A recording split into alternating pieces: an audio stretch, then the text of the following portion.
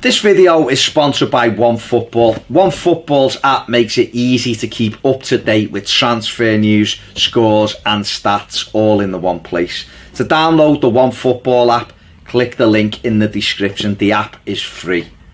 To watch more of this video, get over and join us on Patreon. So I thought it'd be worth talking about all of these people putting the boots into Marco Silva. What I'm really scratching my head with is a lot of things that I read are like Everton spiraling season and Everton fans can't catch a break at the moment, and we're a win off 7th place. Yeah, we are, yeah. Do you know what I mean? So I think somewhere there's a lot of hype and hysteria whipped up, so it's got basically to a place where it's almost as if we're 17th in the Premier League and we're battling relegation.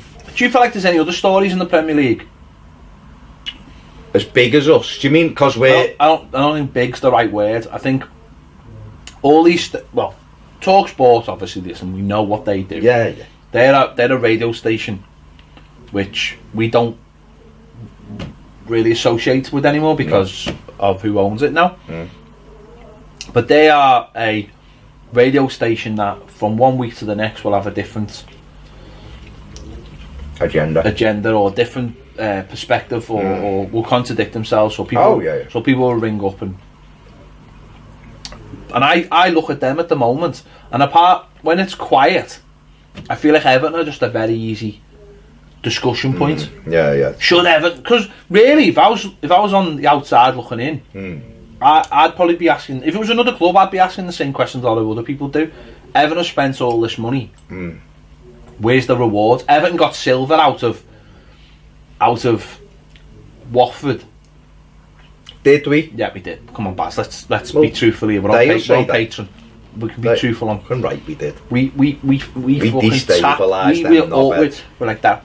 In the boardroom, the day we beat them in the FA Cup in '84, and we made that was the agenda from then on. When they took Zed cards, we were saying one day we're going to ruin you. So there's that, and that's still hanging over our heads. Let's not forget. There's all these things that people ring up and promise the world because, you know, and it does come back to bite us on the arse a lot of the time. And these radio stations or whoever, they're happy to feed it. And when you've got someone like Allardyce on the payroll, who is great for a quote, he's great at two things, right? Eating pies and quotes, right?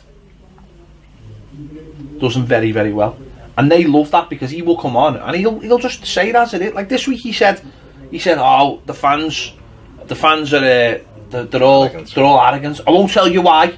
And then, like we said the other day, that creates stories. Then more stories and more stories. They love them for that. Yeah.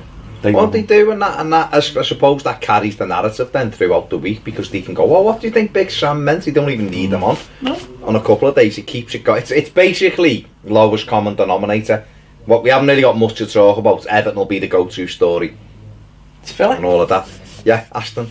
But so I'm looking at the other side to it. Fair enough, they can ask the question about Marco Silva, but the reality is they don't know. Because what if Everton win the next 4 games, which they're capable of, and they're comfortably 7th and in the 5th round of the FA Cup?